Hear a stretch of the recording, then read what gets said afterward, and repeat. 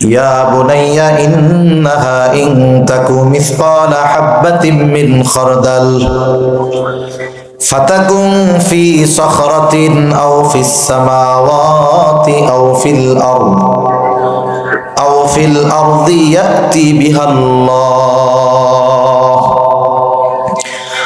হযরত লোকমান তার সন্তানকে বলে, ইয়া বুনাইয়া ইন্নাহা ইন তাকু মিসকালা হাববাতিন মিন খারদাল, হে আমার বৎস, তোমার আমলটা, সেই আমলটা ভালো আমল হোক আর মন্দ আমল হোক, কাজটা ভালো হোক চাই মন্দ হোক, ইন্নাহা ইন তাকু মিসকালা হাববাতিন মিন খারদাল, যেই আমলটা তুমি করেছো যেটা পরিমাণে সরিষা দানার মতো, এই সরিষা দানা পরিমাণ আমলটা ভালো হোক চাই মন্দ হোক, আর এই আমলটা তুমি যেখানেই করো না কেন, ফাতাকুন ফি সখরা, যদি করো তুমি পাথরের মধ্যে, আও ফিস সামাওয়াত, আসমানেও যদি করো, আও ফিল আরদ, জমিনের মধ্যেও যদি ওই সরিষা দানা পরিমাণ আমলটা করো, আমল যত ক্ষুদ্র হোক না কেন, যেখানেই করা হোক না কেন,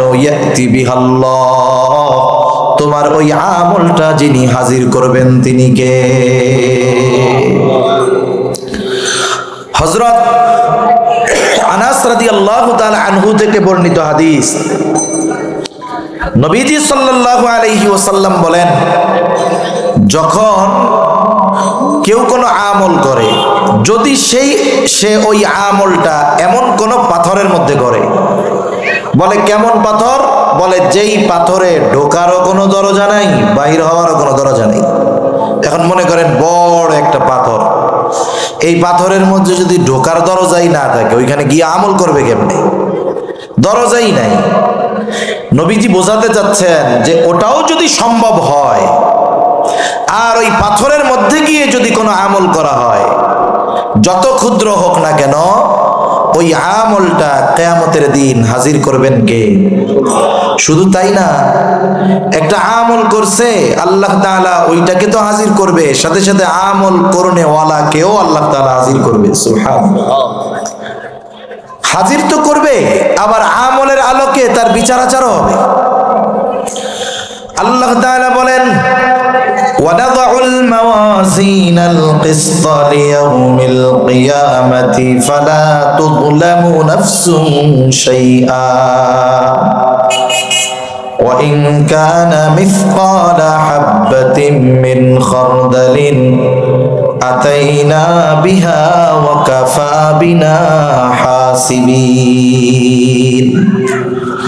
আল্লাহ রাব্বুল আলামিন বলেন, আমি কিয়ামতের দিন ন্যায় বিচারের আদালত কায়েম করব, এমন বিচারালয়, ফালা তুযলামু নাফসুন শাইআ, এমন বিচারালয় যেখানে কারো প্রতি কোনো জুলুম করা হবে না, বিচার করা হবে না।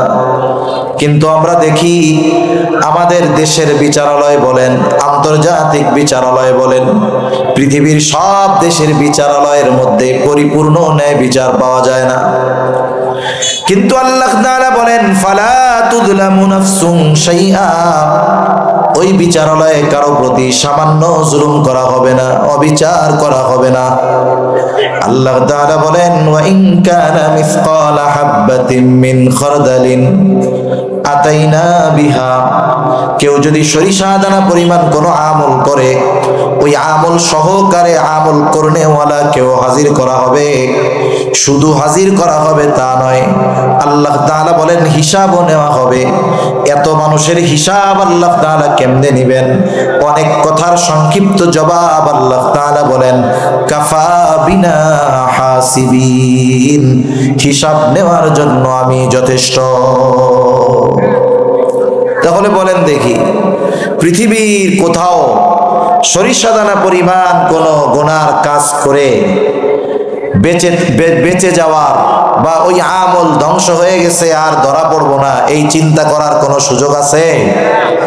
এই চিন্তাধারা আমাদের মধ্যে নাই, যার কারণে আমাদের চারিত্রিক উন্নতি সাধিত হচ্ছে না। যদি হতো তাহলে আমরা পাপাচারে লিপ্ত হইতাম না। আল্লাহ সুবহানাহু ওয়া তাআলা নিজে তো সব কিছুই দেখেন, সাক্ষী হিসাবে আল্লাহ একাই যথেষ্ট। কাফা বিল্লাহি শাহিদা, আল্লাহ তাআলা তো সাক্ষী হিসাবে যথেষ্ট। এরপরেও আরো অনেকে আমাদের কর্মের ব্যাপারে খবর রাখে। যেমন আল্লাহ তাআলা আমাদের প্রত্যেকের দুই কাঁধে দুইজন ফেরেশতা নিযুক্ত করে দিয়েছেন। সম্মানিত লেখক দ্বয়, এনারা কি করে? আল্লাহ তাআলা বলেন কিরামান কাতিবিনা ইয়ালামুনা মা তাফআলুন। সম্মানিত লেখক দ্বয় জানে তোমরা কি আমল করো, শুধু জানে তা নয়, এরা আমাদের কর্মের ব্যাপারে সাক্ষী হয়, সাথে সাথে আমাদের কর্মগুলো লিখিত আকারে সংরক্ষণ করে থাকে। আবার আরো একজন ফেরেশতা আছে, বলে তার কাজ কি?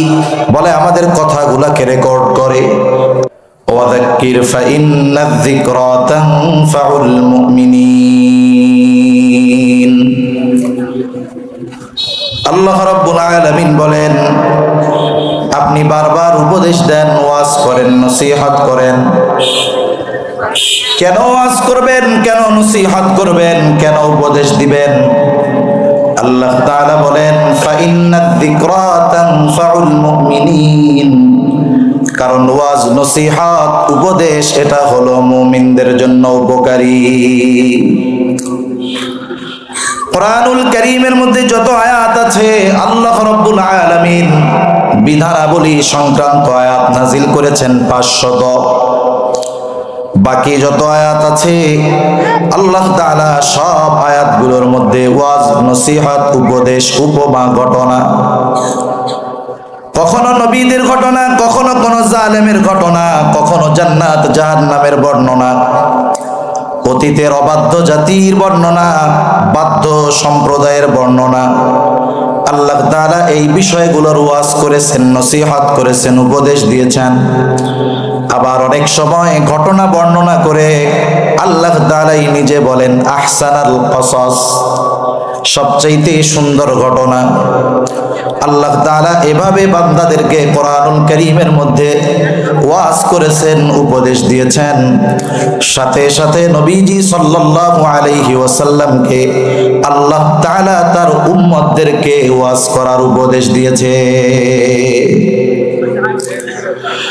নবীজি সাল্লাল্লাহু আলাইহি ওয়াসাল্লাম ওয়াজ করেছেন। নবীজি তার সাহাবায়ে কেরামকে যখনই সুযোগ পাইতেন তখনই ওয়াজ করতেন। যখন মসজিদে নামাজ শেষ, সাহাবায়ে কেরাম আছে, নবীজি ওয়াজ করতেন। সফরে চলতে এসেছেন, সাথে সাহাবায়ে কেরাম, নবীজি ওয়াজ করতেন। আবার দেখা গেছে এমনও হইতো নবীজি সাল্লাল্লাহু আলাইহি ওয়াসাল্লামের সাথে একজন, মাত্র একজন, নবীজি ওই একজনকেও অনেক গুরুত্বপূর্ণ ওয়াজ করতেন। যে হাদিসখানা আপনাদের খেদমতে পাঠ করেছি, রাসূলুল্লাহ সাল্লাল্লাহু আলাইহি ওয়াসাল্লাম এই হাদিসের মধ্যে, এই হাদিসটা একজন সাহাবীর কাছে বর্ণনা করছেন, কিন্তু হাদিসটা এত গুরুত্বপূর্ণ হাদিস যে এই হাদিসের মধ্যে বান্দার হক এবং মানুষের হকের কথা চলে আসছে ছোট্ট একটা হাদিসের মধ্যে। রাসূলুল্লাহ সাল্লাল্লাহু আলাইহি ওয়াসাল্লামের সাথে হযরত আবু যর রাদিয়াল্লাহু তাআলা আনহু ছিলেন। আবু যর রাদিয়াল্লাহু তাআলা আনহু থেকে বর্ণিত হাদিস। গরম পানি হলে ভালো হতো, পানিটা ঠান্ডা হয়ে গেছে।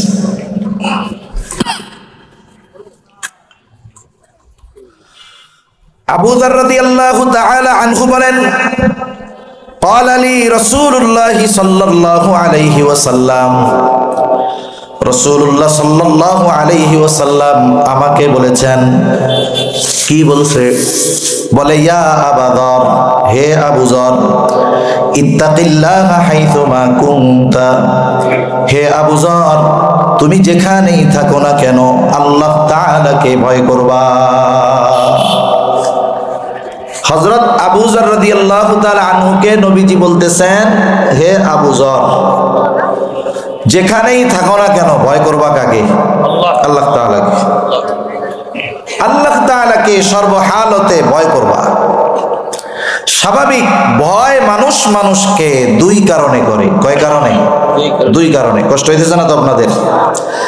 আমি হল অসুস্থ। বাস্তবতা কি, যদি না আসতাম আয়োজক বকা খাইতো, আমিও কিছু বকা খাইতাম।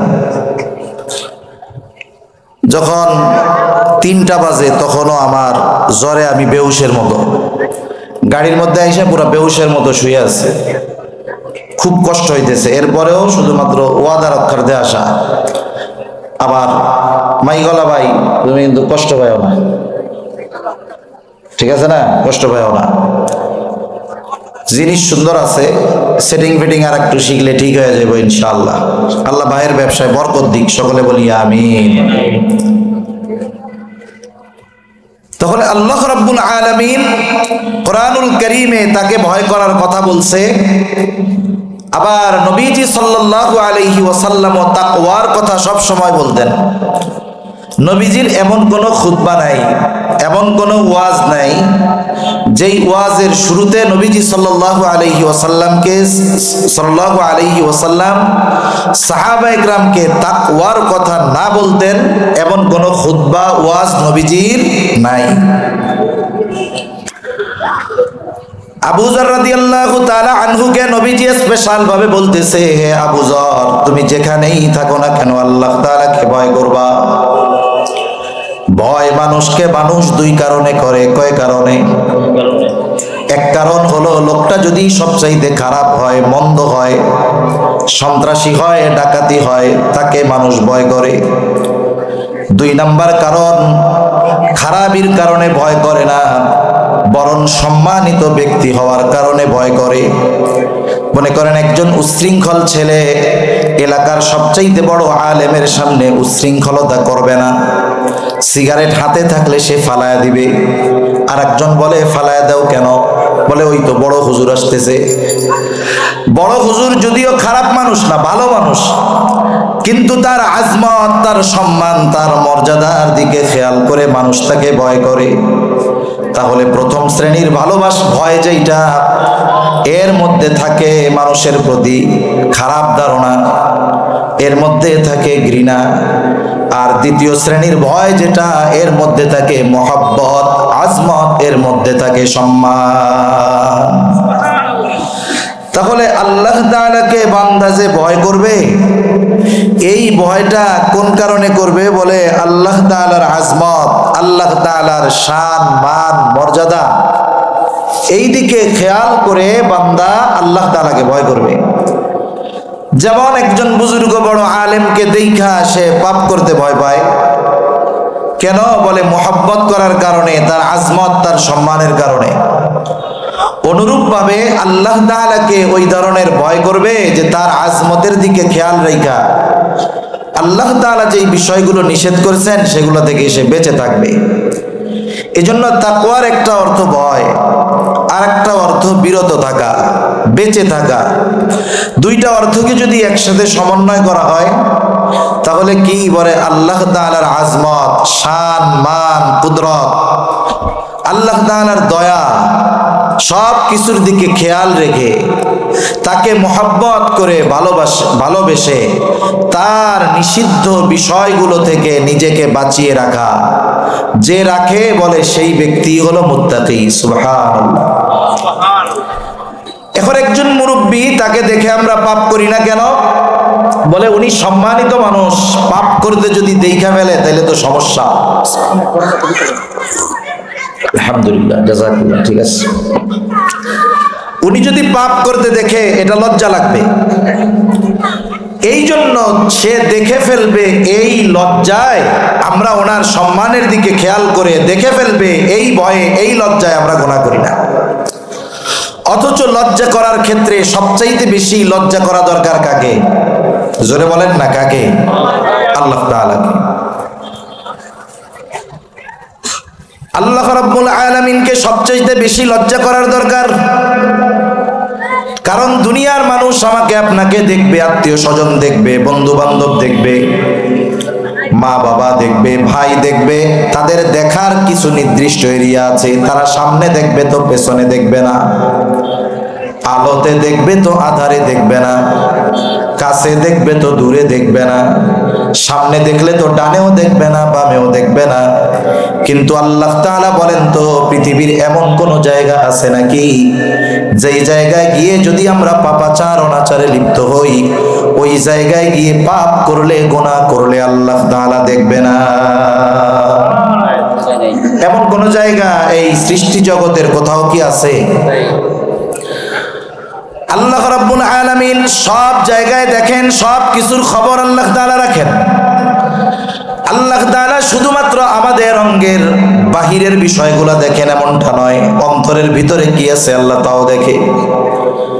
আল্লাহ তাআলা বলেন, ওয়ালাকাদ খালাকনাল ইনসানা ওয়া না'লামু মা তুওয়াসওয়িসু বিহি নাফসু ওয়া নাহনু আকরাবু ইলাইহি মিন হাবলিল ওয়ারিদ। আল্লাহ রাব্বুল আলামিন বলেন, আমি মানুষ সৃষ্টি করেছি, ওয়ালাকাদ খালাকনাল ইনসান ওয়া না'লামু মা তুওয়াসওয়িসু বিহি নাফসু, আমি জানি কোন জিনিস তার অন্তরের মধ্যে ওয়াসওয়াসা দেয়। ওয়াসওয়াসার উৎপত্তি স্থল হলো অন্তর। পৃথিবীতে অনেক আধুনিক মেশিনারিজ আবিষ্কৃত হয়ে গেছে, চিকিৎসা বিজ্ঞান এত উন্নতি সাধন করেছে, কোন ব্যক্তি যদি অসুস্থ হওয়ার আগে তার শারীরিক গুরুত্বপূর্ণ অর্গানগুলোর অবস্থা জানতে চায়। স্বাভাবিকভাবে মানুষ জটিল জটিল যেই সমস্ত রোগ আক্রান্ত হয়, এর মধ্যে বলে হার্টের সমস্যা, আর একটা কি বলে কিডনির সমস্যা, আর একটা কি বলে ব্রেনের সমস্যা। এখন উনি চিন্তা করলেন, আমি তো এখনো অসুস্থ হই নাই, তবে এইগুলার অবস্থা কি একটু জানার দরকার। বলে ওনাকে মেশিনের মধ্যে ঢুকায় দেওয়া হবে, আর রিপোর্ট বের হয়ে আসবে যে আপনার কিডনি 75% ভালো আছে, ব্রেন 85% ভালো আছে, হার্ট 70% ভালো আছে। তার মানে প্রযুক্তিকে ব্যবহার করে একটা অর্গান পরিপূর্ণ অসুস্থ হওয়ার আগে তার খবরটা জেনে আবার সেটার চিকিৎসা ব্যবস্থাও করা যায়। চিকিৎসা বিজ্ঞান এর চাইতে আরো উন্নত এখন। কিন্তু বলেন তো, আমাকে আপনাকে যদি কোনো মেশিনের মধ্যে ভরে দেওয়া হয়, কোন মেশিন আছে যে যেখানে ভরে দিলে আমার আপনার অন্তরে কি ওয়াসওয়াসা দেয়, কে ওয়াসওয়াসা দেয়, এগুলো বের হয়ে আসবে? এরকম কোন মেশিন এই দুনিয়ায় আছে? এই দুনিয়ায় নাই। অথচ আল্লাহ তাআলা বলেন, ওয়া না'লামু মা তুওয়াসওয়িসু বিহি নাফসু, আমি জানি কোন জিনিস তোমার অন্তরের মধ্যে ওয়াসওয়াসা দেয়। আমরা যদি জিজ্ঞাসা করি, আল্লাহ আপনি কেমনে জানেন? আল্লাহ তাআলা বলেন, ওয়া নাহনু আকরাবু ইলাইহি মিন হাবলিল ওয়ারিদ। এটা জানার কারণ হলো আমি তোমার শাহরগের চাইতেও অধিক নিকটে। সুবহানাল্লাহ, শাহরগের চাইতেও অধিক নিকটে। এর দ্বারা আল্লাহ তাআলা মূলত বোঝাতে চান যে আমি আমার যত কাছে তার চাইতে বেশি কাছে কে? জোরে বলেন না, কে? আমরা আমাদের যত কাছে তার চাইতে বেশি কাছে কে? আল্লাহ। এজন্য আল্লাহ তাআলা শুধুমাত্র বাহিরের বিষয়গুলো দেখেন না, অন্তরের বিষয়গুলোও দেখেন। এজন্য আল্লাহ তাআলা কোরআনুল কারীমের মধ্যে বলেন, ইয়ালামু খাইনাতাল আয়ুনি ওয়া মা তুখফিস সুদূর। আল্লাহ তাআলা বলেন, তিনি জানেন তোমরা চোখের কি খেয়ানত করো আর অন্তরে কি লুকায় রাখো, অর্থাৎ অন্তরের কি খেয়ানত করো সেটাও আল্লাহ তাআলা জানে।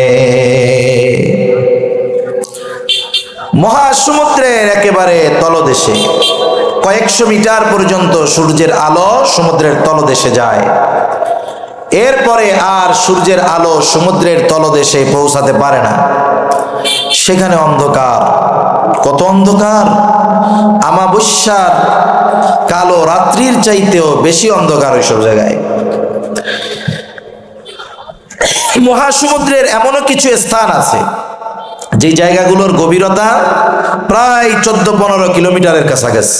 সমুদ্রের গভীরতা 14-15 কিলোমিটারের কাছাকাছি। এই সমুদ্রের একেবারে তলদেশে বালুকণার উপরে অনেক প্রাণী চলাচল করে। এত ক্ষুদ্র এত ছোট হয়তো চোখ দিয়ে দেখা যাবে না, কিন্তু আল্লাহ তাআলা তো সামিউম বাসীর। আল্লাহ তাআলা ওই সমুদ্রের অতল গভীরে কালো অন্ধকারের মধ্যে ক্ষুদ্র একটা প্রাণী সমুদ্রের তলদেশে চলাচল করে, ওটাকে তো আল্লাহ তাআলা দেখেনি, সাথে সাথে ওইটা চলাচলের কারণে যে আওয়াজ হয় সেটাও আল্লাহ তাআলা শুনতে পায়। সুবহানাল্লাহ। এখন বলেন, আমরা যদি পাপ কাজ করতে চাই, কোন জায়গা আছে যাওয়ার মতো? হযরত লোকমান একজন প্রজ্ঞাবান ব্যক্তি ছিলেন। উনি ওনার সন্তানদেরকে কিছু উপদেশ দিয়েছেন, নসিহত করেছেন। হযরত লোকমানের সময়কাল হলো দাউদ আলাইহিস সালামের আগে।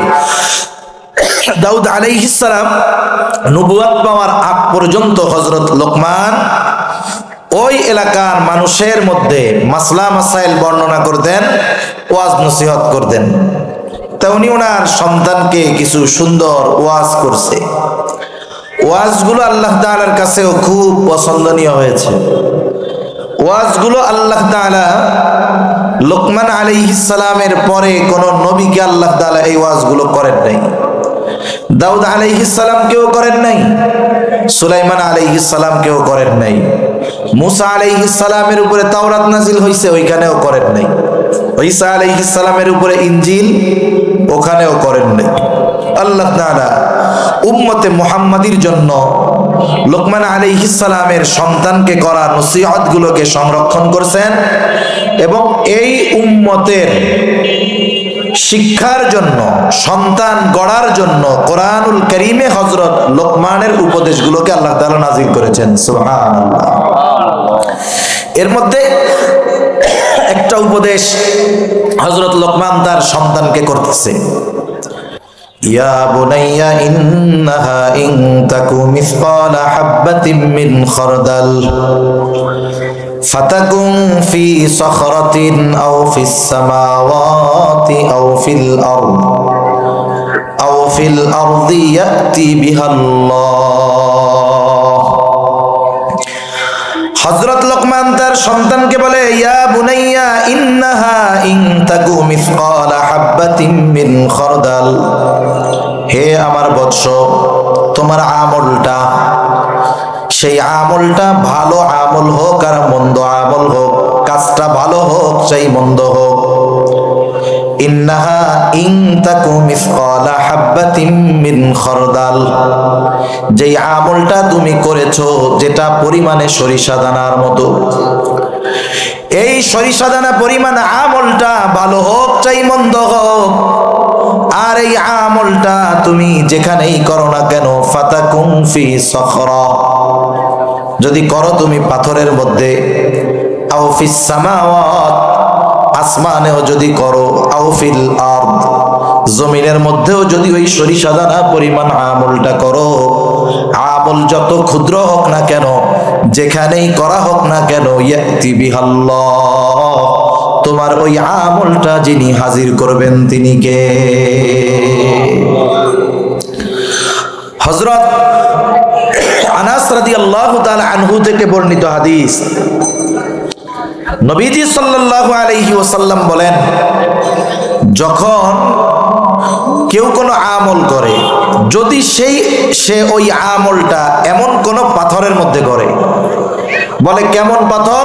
বলে যেই পাথরে ঢোকারও কোনো দরজা নাই, বাহির হওয়ারও কোনো দরজা নেই। এখন মনে করেন বড় একটা পাথর, এই পাথরের মধ্যে যদি ঢোকার দরজাই না থাকে, ওইখানে গিয়ে আমল করবে কেমনে? দরজাই নাই।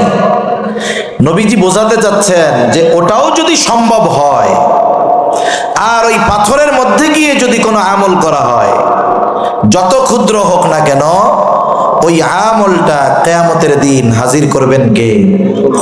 শুধু তাই না, একটা আমল করছে আল্লাহ তাআলা ওইটাকে তো হাজির করবে, সাথে সাথে আমল করনেওয়ালাকেও আল্লাহ তাআলা হাজির করবে। সুবহানাল্লাহ। হাজির তো করবে, আবার আমলের আলোকে তার বিচার আচারও হবে। আল্লাহ তাআলা বলেন, وَنَضَعُ الْمَوَازِينَ الْقِسْطَ لِيَوْمِ الْقِيَامَةِ فَلَا تُظْلَمُ نَفْسٌ شَيْئًا وإن كان مثقال حبة من خردل أتينا بها وكفى بنا حاسبين আল্লাহ রাব্বুল আলামিন বলেন, আমি কিয়ামতের দিন ন্যায় বিচারের আদালত কায়েম করব, এমন বিচারালয় ফালা তুযলামু নাফসুন শাইআ, এমন বিচারালয় যেখানে কারো প্রতি কোনো জুলুম করা হবে না, বিচার করা হবে না। কিন্তু আমরা দেখি আমাদের দেশের বিচারালয় বলেন, আন্তর্জাতিক বিচারালয় বলেন, পৃথিবীর সব দেশের বিচারালয়ের মধ্যে পরিপূর্ণ ন্যায় বিচার পাওয়া যায় না। কিন্তু আল্লাহ তাআলা বলেন ফালা তুযলামু নাফসুন শাইআ, ওই বিচারালয়ে কারো প্রতি সামান্য জুলুম করা হবে না, অবিচার করা হবে না। আল্লাহ তাআলা বলেন ওয়া ইন কানা মিসকালা হাববাতিন মিন খারদালিন আতাইনা বিহা, কেউ যদি সরিষা দানা পরিমাণ কোনো আমল করে, ওই আমল সহকারে আমল করনেওয়ালা কেউ হাজির করা হবে। শুধু হাজির করা হবে তা নয়, আল্লাহ তাআলা বলেন হিসাবও নেওয়া হবে। এত মানুষের হিসাব আল্লাহ তাআলা কেমনে নেবেন? অনেক কথার সংক্ষিপ্ত জবাব আল্লাহ তাআলা বলেন কাফা বিনা হাসিবিন, হিসাব নেওয়ার জন্য আমি যথেষ্ট। তাহলে বলেন দেখি, পৃথিবীর কোথাও সরিষা দানা পরিমাণ কোনো গুনার কাজ করে বেঁচে যাওয়ার বা ওই আমল ধ্বংস হয়ে গেছে আর ধরা পড়বো না, এই চিন্তা করার কোনো সুযোগ আছে? এই চিন্তাধারা আমাদের মধ্যে নাই, যার কারণে আমাদের চারিত্রিক উন্নতি সাধিত হচ্ছে না। যদি হতো তাহলে আমরা পাপাচারে লিপ্ত হইতাম না। আল্লাহ সুবহানাহু ওয়া তাআলা নিজে তো সব কিছুই দেখেন, সাক্ষী হিসাবে আল্লাহ একাই যথেষ্ট। কাফা বিল্লাহি শাহিদা, আল্লাহ তাআলা তো সাক্ষী হিসাবে যথেষ্ট। এরপরেও আরো অনেকে আমাদের কর্মের ব্যাপারে খবর রাখে। যেমন আল্লাহ তাআলা আমাদের প্রত্যেকের দুই কাঁধে দুইজন ফেরেশতা নিযুক্ত করে দিয়েছেন। সম্মানিত লেখক দ্বয়, এনারা কি করে? আল্লাহ তাআলা বলেন কিরামান কাতিবিনা ইয়ালামুনা মা তাফআলুন, সম্মানিত লেখক দ্বয় জানে তোমরা কি আমল করো। শুধু জানে তা নয়, এরা আমাদের কর্মের ব্যাপারে সাক্ষী হয়, সাথে সাথে আমাদের কর্মগুলো লিখিত আকারে সংরক্ষণ করে থাকে। আবার আরো একজন ফেরেশতা আছে, বলে তার কাজ কি? বলে আমাদের কথাগুলোকে রেকর্ড করে। যায় না, নিঃশেষ হয়ে যায় না, কথাগুলো সব বাতাসে আছে। এবং গবেষকরা গবেষণা করতেছে যে এই কথাগুলো যেহেতু বাতাসে আছে, বাতাসের মধ্য থেকে অতীতের বড় বড় মনীষীদের যেই ভয়েস, টোন, কথা, এগুলোকে ফাইন্ড আউট করার, বের করার চেষ্টা প্রচেষ্টা তারা চালিয়ে যাচ্ছে। হয়তো সফল হতেও পারে আল্লাহ চাইলে। একটা জিনিস দেখেন, আমাদের কথা বাতাসের মধ্যে চলাচল করে, এটা কেমনে বুঝতে পারি? সহজ বোঝা। আপনার আত্মীয় স্বজন আছে আমেরিকাতে, সৌদি আরবে, ইউরোপের কোন কান্ট্রিতে। আমেরিকা 15,500 কিলোমিটার দূরে আপনার আত্মীয়। আপনি তার সাথে একটু কথা বলতে চান, তাকে একটু দেখতে চান, কি করেন? বলে দুইজনেই নেট কানেকশনে আছে। আপনি তাকে অডিও কল বা ভিডিও কল দিয়ে দিলেন। বলেন তো, আপনার এই কণ্ঠ, আপনার এই চেহারা আমেরিকা পৌঁছাইতে কয়দিন লাগবে? 1 সেকেন্ড পৌঁছায় গেছে। বলেন তো, আপনি যেই টোনে কথা বলেছেন ওই আওয়াজটাই কি ওইখানে গেছে না অন্য কারো গেছে? হুবহু ওই আওয়াজটাই গিয়েছে, তার নাই কিচ্ছু নাই, অনেক সময় লাগে নাই। নেটওয়ার্কিং সিস্টেম বাতাসকে ব্যবহার করে সেকেন্ডের ভিতরে 15,000 কিলোমিটার দূরে হুবহু আমার আপনার কথা, ছবি একজনের থেকে আরেকজনের কাছে পৌঁছে দেওয়ার এই বুদ্ধি, জ্ঞান মানুষকে যিনি দান করেছেন তিনি কে? আরো জোরে বলেন না কে? আচ্ছা, অনেকে আছে যারা নেটে অনেক কাজ করে। ইন্টারনেটের ভালো মন্দ দুই দিকই আছে। অনেকে এর মাধ্যমে বিশ্বকে জানে, অনেকের কাজই থাকে এটা কেন্দ্রিক। এখন কোনো মানুষের যদি কোনো তথ্যের প্রয়োজন হয়, এই পৃথিবীর যেই ভাষার মানুষ সে হোক না কেন, মনে করেন আমাদের দেশে সাধারণত বাংলায় আমরা লিখি, কিন্তু পার্শ্ববর্তী দেশ তাদের দেশে অনেকগুলো ভাষা প্রচলিত আছে। এখন যত ভাষাভাষী মানুষ থাকুক না কেন, সে যদি চায় যে কোনো বিষয়ের তথ্য তাকে ইন্টারনেট থেকে নিতে হবে, গুগল থেকে নিতে হবে, তাহলে সে কি করে?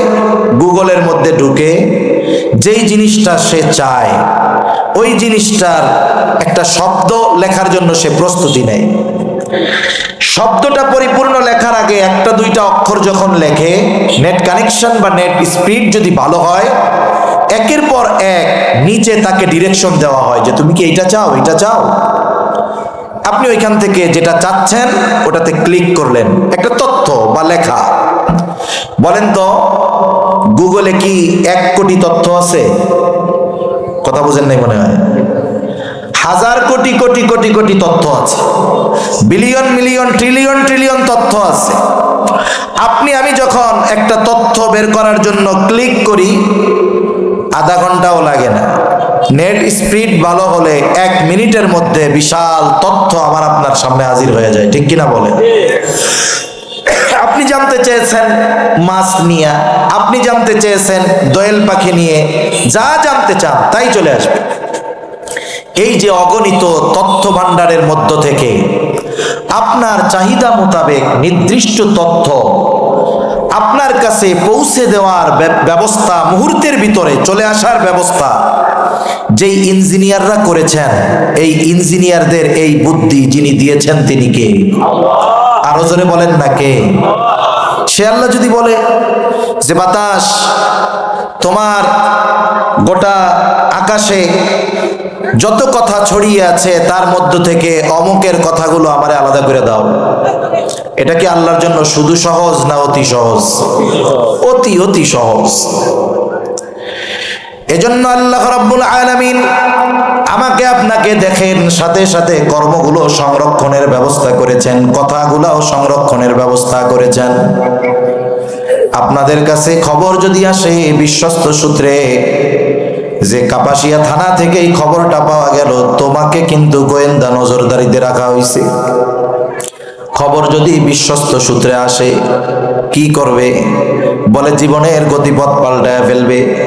ফোনে কোনো কথা উল্টাপাল্টা বলবে না, কোনো আড্ডার মধ্যে গিয়া বসবে না যে কোন সময় ধরা পড়ে যায় আর আমাকে কোন মুসিবতে ফালায় দেওয়া হয়, আমাকে যদি দেখে ফেলে তাহলে কোন বিপদে পড়ে যাই। চিন্তা করেন সামান্য গোয়েন্দা নজরদারিতে আমাদের কত ভয়, কত ভীতি, যার কারণে লাইফ স্টাইল চেঞ্জ হয়ে যায়।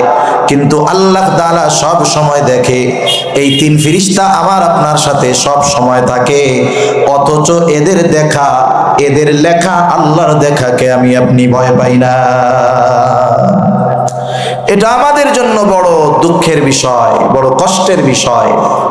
এজন্য আমাকে আপনাকে যদি বাস্তবে ভালো মানুষে পরিণত হতে হয় তাহলে অবশ্যই আমাকে আপনাকে এই চিন্তা রাখতে হবে, আমার সব কিছু সর্বমুহূর্তে নজরদারিতে রাখার ব্যবস্থা করে রেখেছেন আল্লাহ। এই চিন্তা আমাদের মধ্যে থাকতে হবে। এটা বিহীন একটা মানুষ পাপাচার অনাচার থেকে বেঁচে থাকতে পারে না। এটা বিহীন একটা মানুষ তার নিজের মধ্যে পরিবর্তন আনতে পারে না। এজন্য কোরআনুল কারীমে আল্লাহ তাআলা বারবার তাকওয়ার কথা বলেছেন। নবীজি সাল্লাল্লাহু আলাইহি ওয়াসাল্লাম যখন খুতবা শুরু করতেন বারবার তাকওয়ার কথা বলতেন। তার মানে ওই যে আজমত সমৃদ্ধ এই ভয় করে আল্লাহর নিষিদ্ধ বিষয়গুলো থেকে বেঁচে থাকো, এটার নাম হলো তাকওয়া। আর যে তাকওয়া অর্জন করতে পারে তাহলে তার জন্য দুনিয়া আখিরাতের সফলতার দ্বার উন্মোচন করে দেন কে? একটা দুইটা বিষয় করে আমরা জানবো, বেশি বিষয় না। এখন প্রশ্ন হলো, নবীজিও তাকওয়া অর্জন করতে বলেন, আল্লাহ তাআলাও তাকওয়া অর্জন করতে বলেন, তাহলে তাকওয়া অর্জনের প্রসেসটা কি, পদ্ধতিটা কি? কোন পদ্ধতিতে আমরা তাকওয়া অর্জন করতে পারি? কোরআনুল কারীমের সুন্দর একটি বিষয় হলো যে আল্লাহ তাআলা কোরআনে যত আদেশ করেন সব আদেশগুলো বাস্তবায়ন করার পদ্ধতিও আল্লাহ তাআলা কোরআনে বলে দেন। সুবহানাল্লাহ। পদ্ধতিগুলো 2 ধরনের হয়। একটা হলো একেবারে সুস্পষ্টভাবে আল্লাহ বলে দেন যে এই আদেশটা এভাবে বাস্তবায়ন করবা। আরেকটা নির্দেশ করেন কিন্তু পদ্ধতিটা সুস্পষ্টভাবে বলেন না, পদ্ধতিটা সুস্পষ্টভাবে না বলে এর সূত্র জানায় দেন যে এই সূত্রের আলোকে সামনে চললে তাহলে এই আদেশ বাস্তবায়নের পথ তুমি পেয়ে যাবে। যেমন কোরআনুল কারীমের মধ্যে ঈমানের পরে সবচাইতে বড় ইবাদত যেটা, সেটার নাম কি বলেন তো? জোরে বলেন না কি? ঈমানের পরে সবচাইতে বড় ইবাদত নামাজ। নামাজের আদেশ কোরআনুল কারীমের মধ্যে আছে, কিন্তু কেউ কি কথা বলতে পারবেন যে কোরআনে নামাজের আদেশের সাথে সাথে ফজরের 2 রাকাত ফরজ বা সুন্নাত, জোহরের 4 রাকাত সুন্নাত ফরজ, এগুলো সব বিস্তারিতভাবে বর্ণনা করা আছে? আছে নাকি কোরআনে? কিছুই নাই। অল্প কিছু বিষয়ের দিক নির্দেশনা আছে, নামাজের ফজিলতের কথা আছে। নামাজ পড়ো, আল্লাহ বলেন আমি তোমার রিজিক দিয়া দিব, কত ফজিলতের কথা আছে। কিন্তু নামাজের পদ্ধতির কথা আল্লাহ তাআলা বলেন নাই স্পষ্টভাবে। এজন্য নবীজি সাল্লাল্লাহু আলাইহি ওয়াসাল্লাম বলেন, সাল্লু কামা রাআইতুমুনি উসাল্লি। নামাজ পড়তে হবে আল্লাহ তাআলার নির্দেশ। কেমনে পড়বো? নবীজি জানায় দেন, সাল্লু কামা রাআইতুমুনি উসাল্লি। আমাকে যেভাবে নামাজ পড়তে দেখো সেভাবে নামাজ পড়ো। তাহলে নামাজের আদেশ দিয়েছেন আল্লাহ, কিন্তু এই আদেশের প্র্যাকটিক্যাল প্রয়োগ শিখিয়ে দিয়েছেন মুহাম্মাদুর রাসূলুল্লাহ সাল্লাল্লাহু আলাইহি ওয়াসাল্লাম। মনে করেন আরেকটা উদাহরণ দিই, যেমন আল্লাহ তাআলা কোরআনে আদেশ দিয়েছেন ওয়ারকাউ মা'আর রাকিঈন, রুকুকারীদের সাথে রুকু করো। নামাজের যতগুলো ফরজ আছে তার মধ্যে একটি ফরজ হলো রুকু করা। রুকু শব্দের শাব্দিক অর্থের দিকে যদি আপনি তাকাই তাহলে অর্থটা আসবে ঝুঁকা। এখন ঝুঁকার মাত্রা কতটুকু হবে, কতটুকু ঝুঁকতে হবে, কিভাবে দাঁড়াতে হবে, কোরআনুল কারীমে বিস্তারিত আলোচনা নাই। এখন যদি কেউ নবীর হাদিসকে বাদ দিয়ে, নবীর সুন্নাহকে বাদ দিয়ে সে যদি নিজের মতো নামাজের মধ্যে রুকু করার কথা আসছে সোজা হয়ে দাঁড়ায় শুধু মাথাটারে ঝুঁকায়, বলেন তো তার রুকু হবে নাকি? রুকু হবে না। তার মানে আল্লাহ সুবহানাহু ওয়া তাআলা আদেশ করেছেন রুকু করার, কিন্তু কতটুকু ঝুঁকতে হবে, কিভাবে থাকতে হবে, কতটুকু সময় থাকতে হবে সেটা শেখার জন্য ডিরেকশন দিয়ে দিয়েছেন যে এটা আমার হাবিবের কাছ থেকে শিখে নাও। সুবহানাল্লাহ। আল্লাহ তাআলা কোরআনুল কারীমের মধ্যে তাকওয়া অর্জন করার নির্দেশ দেওয়ার সাথে সাথে অর্জন করার কিছু পদ্ধতি আল্লাহ বলে দিয়েছেন। এক নাম্বার আল্লাহ তাআলা বলেন, ইয়া আইয়ুহাল্লাযীনা আমানুত্তাকুল্লাহ ওয়া কুনু মা'আস সাদিকিন।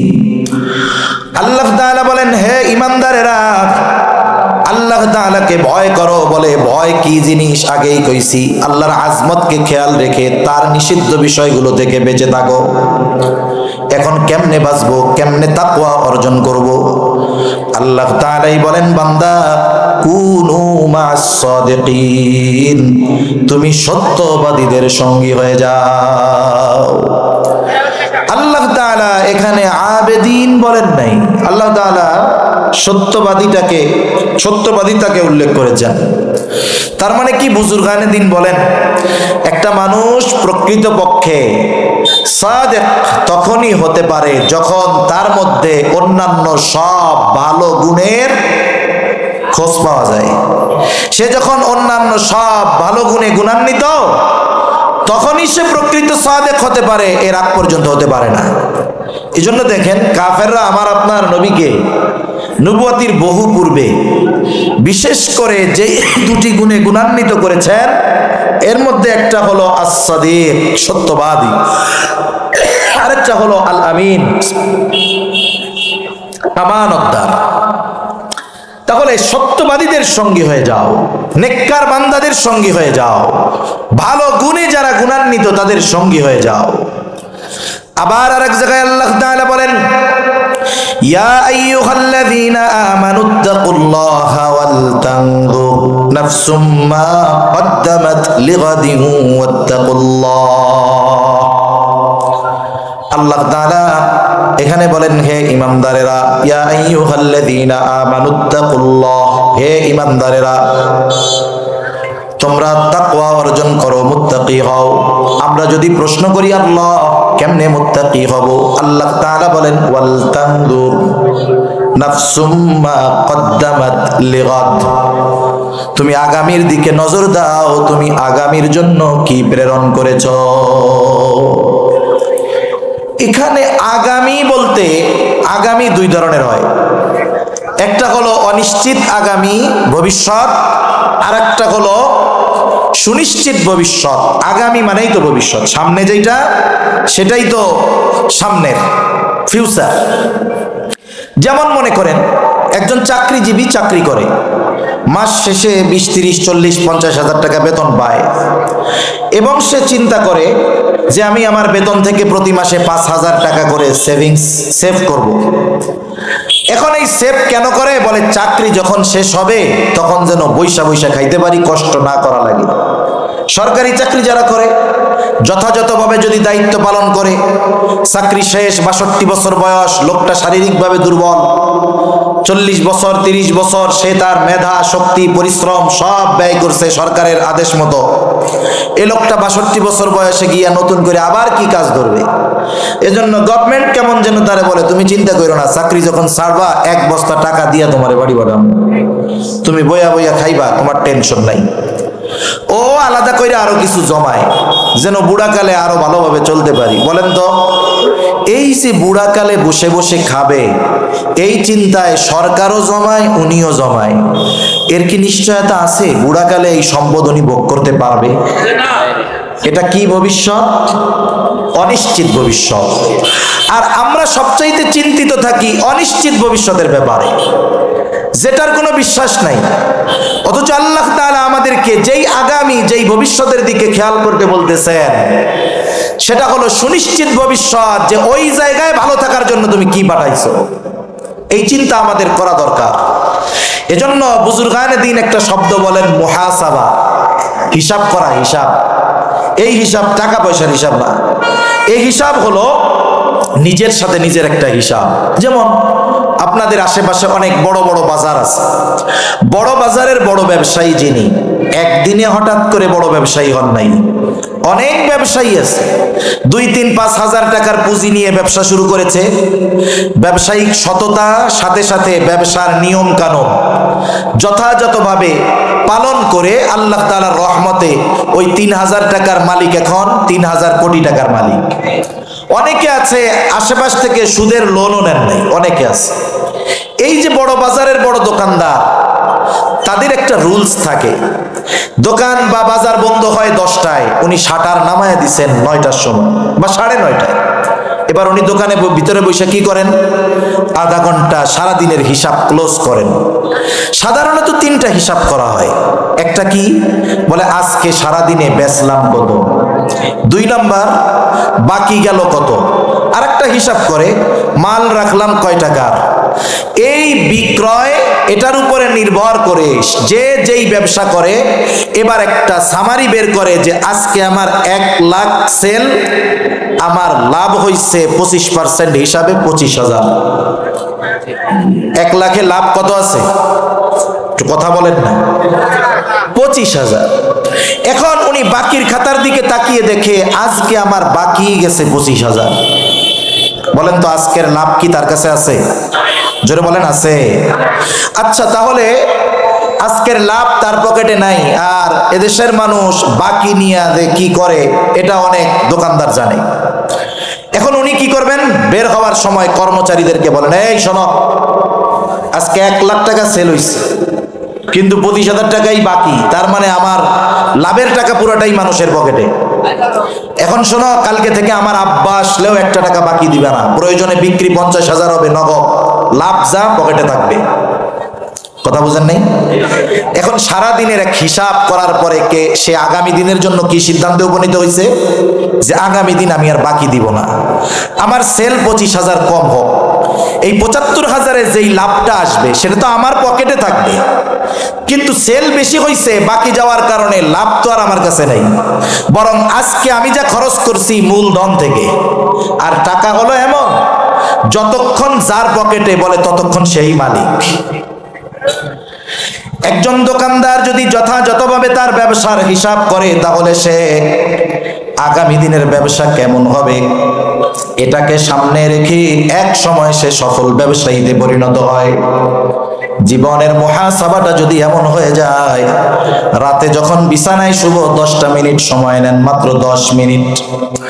রাতের বেলা এমন একটা জিনিস, মানুষ যখন বিছানায় শুয়ে যায় ওই সময়টাতে সে তার ব্রেনকে যেই দিকে ডাইভার্ট করবে, ব্রেন ওই ধরনের কাজের দিকেই আগ্রহী হবে।